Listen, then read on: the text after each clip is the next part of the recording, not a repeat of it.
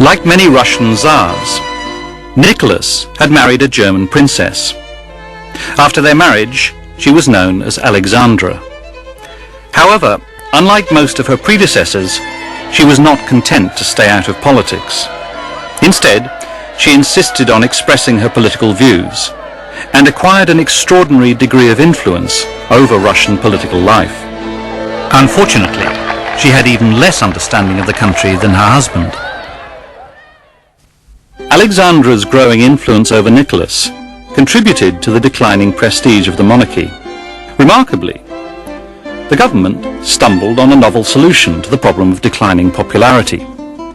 Today, we have difficulty knowing who came up with the brilliant idea of celebrating the 300th anniversary of the Romanov dynasty. The festivities for this event were one of the best public relations exercises of the 20th century. Indeed, so successful were they that later dictators borrowed many of their techniques.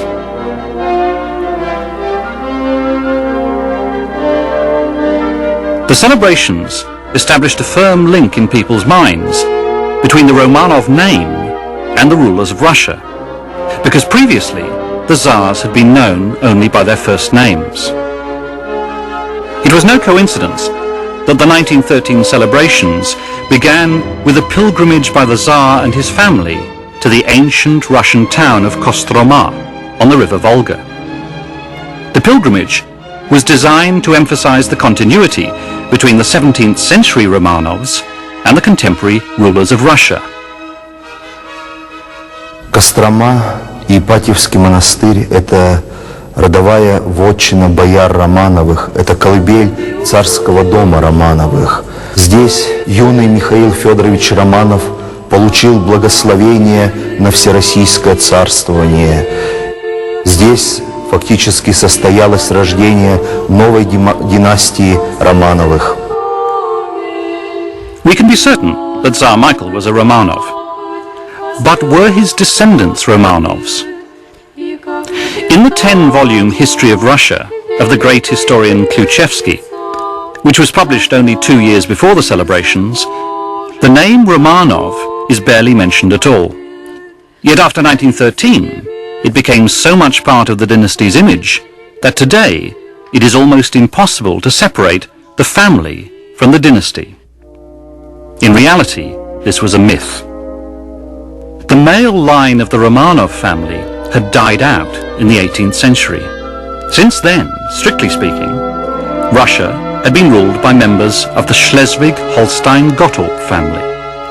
However, in the emotional mood of the anniversary year, no one was interested in these subtleties. Nicholas himself was not a warlike man. On the contrary, he had helped organize the world's first major international conference on disarmament at The Hague in 1899. So it was ironic that he should have been one of the rulers who began the terrible carnage of the First World War. World War I, which began in 1914, ended in a wave of revolutions that brought down several European monarchies. The 3 years of war were fateful for the future of Russia, the Romanov dynasty, and the Russian monarchy.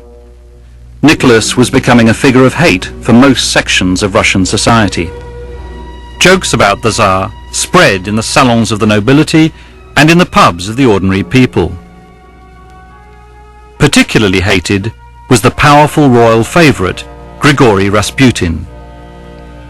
He owed his immense influence at court to one of the royal family's most closely guarded secrets. The Tsar's son, and the heir to the throne, Alexei, was a hemophiliac. Even a small injury could cause the young prince serious suffering. It could even cause his death, as his blood could not coagulate, and it was extremely difficult to stop any bleeding. Hemophilia was a hereditary illness of the Prussian kings, who were related to many European royal families, including the British and Russian. The illness only affected males, but it could be carried in the female line. So it seems that the Empress Alexandra, herself a Prussian princess, must have passed it on to her son. The royal secret could not be hidden forever.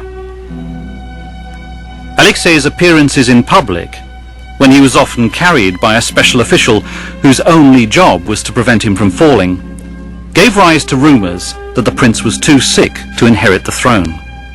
So the personal tragedy of the royal family also threatened the future of the dynasty. Where many of the world's best doctors had failed to stop Alexei's bleeding, the illiterate peasant Rasputin succeeded. So Alexandra came to believe that Rasputin was, as he claimed to be, a messenger of God. While most doctors predicted that Alexei would die young, Rasputin promised that Alexei would live to inherit the throne as long as Rasputin remained nearby. Not surprisingly, Alexandra determined to keep him at court. Rasputin used his growing influence to dabble in politics.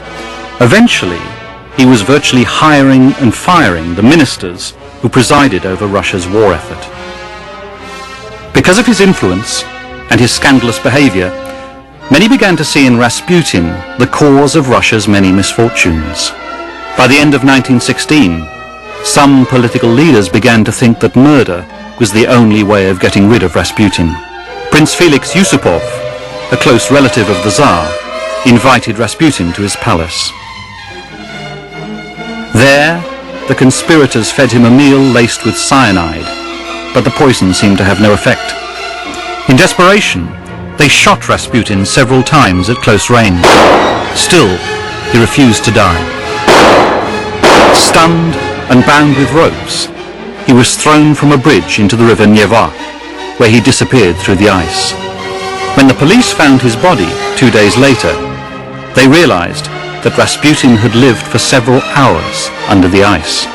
Most people saw Rasputin's death as the end of a nightmare, but Nicholas and Alexandra feared it was the omen of a terrible catastrophe.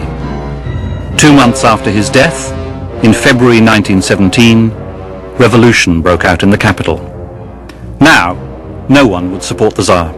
Not the army, exhausted from 3 years of war, nor the working population that faced worsening living conditions and the threat of famine, nor the main political parties. In a desperate attempt to save the monarchy and the dynasty, Nicholas II abdicated. Without the time needed to consider events carefully, he decided to hand power to his younger brother Michael, who was completely unprepared for such a role. A few hours later, under pressure from leading politicians, Michael also stood aside. He transferred power to the new provisional government until they could summon a constituent assembly. Michael's decision meant the formal end of the Romanov dynasty and the abolition of the Russian monarchy. Ironically, the dynasty founded by Michael I ended 304 years later when another Michael refused the throne. But it was too late to prevent the catastrophe that Nicholas had hoped to avoid. Russia began to descend into the abyss of revolution and civil war. Nicholas, once the owner of the land of Russia and one of the most powerful men in the world, now found himself an ordinary citizen, Nikolai Alexandrovich Romanov. Under arrest in the royal palace of Tsarskoye Selo, he and his family awaited their fate. In the summer of 1917, the provisional government exiled the royal family to the small Siberian town of Tobolsk. For the superstitious Alexandra, this was a bad omen. Tobolsk was where Rasputin had been born. In the spring of 1918, the royal family was transferred to another Siberian town, Yekaterinburg. Here, the omens were no better. They were placed under arrest in the house of an engineer, Ipatiev. In this way, the family whose reign had begun in the Ipatiev monastery in Kostroma now found itself in the Ipatiev house in Ekaterinburg. We have no idea what Nicholas thought of this ironic twist of fate. Beyond the tall fence around the Ipatiev house, events were moving very quickly. The country had split into enemy camps, red and white. Amidst the turmoil and bloodshed, a new Russia was emerging, the Russia of Lenin and Stalin. Immediately after seizing power, the Bolsheviks announced that the former Tsar would be put on trial. Trotsky supported the idea of a public trial of the monarch in the tradition of the French Revolution. But the fate of the Tsar was already decided. The Bolshevik leader, Lenin, did not hide his hatred for the Romanov family. Lenin is reported to have said, "We should chop the heads off at least 100 Romanovs, so as to teach their successors a lesson." Lenin's hatred for the royal family may have been provoked by the execution of his elder brother, who had taken part in an attempt to assassinate Tsar Alexander III. However, writer Gaily Ryabov holds a different view. Это исключено. Ленин не мстил за своего брата. Почему? Да потому что Ленину было глубоко наплевать на своего брата. Ленин в своей жизни вообще никого и никогда не любил. Ленин любил только власть и переделку людей. The slaughter of the Romanovs began on June the 13th, 1918. That night, in the Siberian town of Perm, Michael Romanov, who had acted as Tsar for only a few hours after the abdication of his brother, was shot dead. There was no trial. Michael and his personal secretary, an Englishman called Johnson, were just driven into the woods and shot.